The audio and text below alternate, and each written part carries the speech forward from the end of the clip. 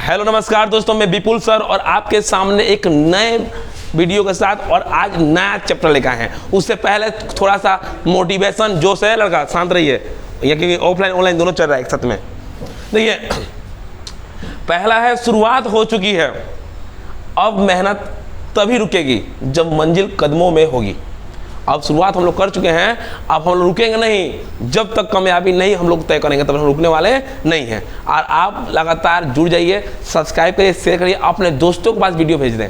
आप कहें कि हाँ ये टीचर जो पढ़ा रहे हैं विपुल सर, ये ऑफलाइन में बहुत धमाल मचाए हैं, आपको पता कर लीजिएगा, सर्च करते रहिए, देखते रहिए। लेकिन अब ऑनलाइन में हम आ चुके हैं तो अब तहलका मचेगा, आप साथ दीजिए बस। चलिए आज हम लोग चैप्टर चालू करेंगे, बाबू ध्यान दीजिएगा। आज हम लोग चैप्टर चालू करेंगे बहुपद के बारे में। आज हम लोग चैप्टर चालू करेंगे बहुपद। आज हम लोग चालू करेंगे चैप्टर हम लोग बहुपद। थोड़ा हम थीम बदल लें, अपना बैकग्राउंड को हम ब्लैक कर दें। चलिए क्लियर। तो आज हम लोग पढ़ेंगे चैप्टर हमारा रहेगा बहुपद।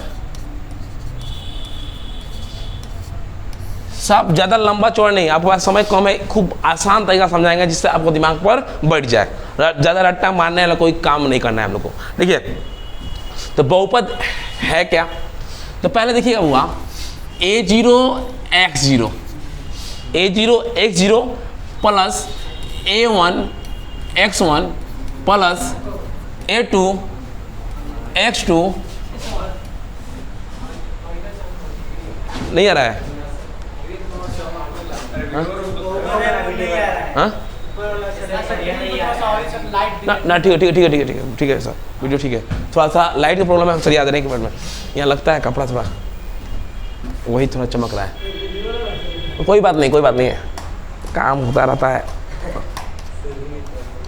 हम काट लेंगे उतना। चलिए क्लियर, अब हो गया, सही हो गया अब।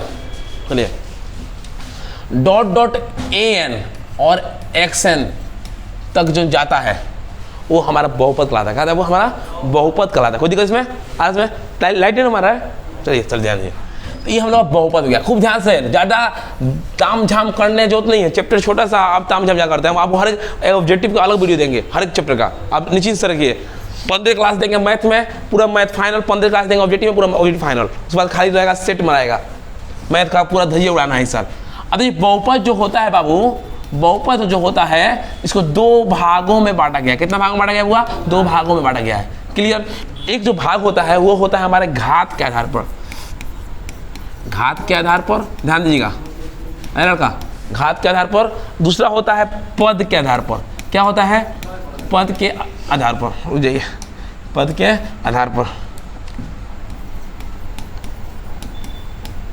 तो घात के आधार पर, पद के आधार पर, दोनों ही प्रकार से चार बहुपद पैदा होता है। पहला जो होता है वो इसको कहते हैं एक घाती बहुपद। एक घाती बहुपद। एक घाती का एक और नाम होता है, इसका होता है रैखिक बहुपद। क्या कहते हैं हम लोग? रैखिक बहुपद। ध्यान दीजिएगा, रैखिक बहुपद। आप लोग ऑफलाइन वाले बच्चे थोड़ा आप लोग अच्छे से शांति से समझिए, ध्यान दीजिएगा, बोलना भी नहीं है, क्योंकि आपके जो सहपाठी है जो ऑनलाइन वाले, उनको भी पढ़ना है इसी में। देखिए, एक घाती बहुपद हम डायरेक्ट लिखकर समझा देंगे।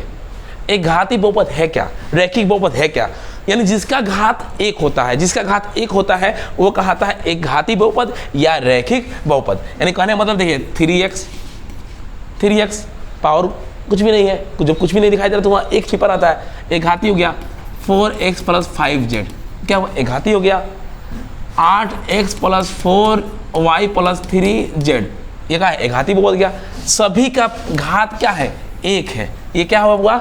एक घाती बहुपद हो गया। क्लियर आ रहा है समझ में? ये दूसरा क्या होता है? द्विघाती बहुपद। द्विघाती बहुपद क्या होता है इसको समझिए बढ़िया से।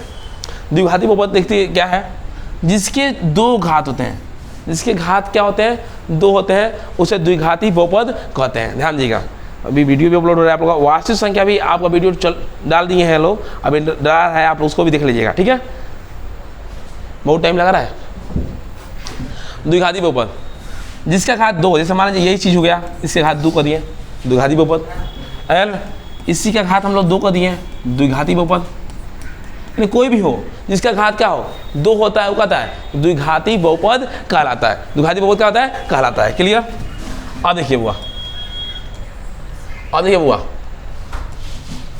अब हम जानेंगे त्रिघाती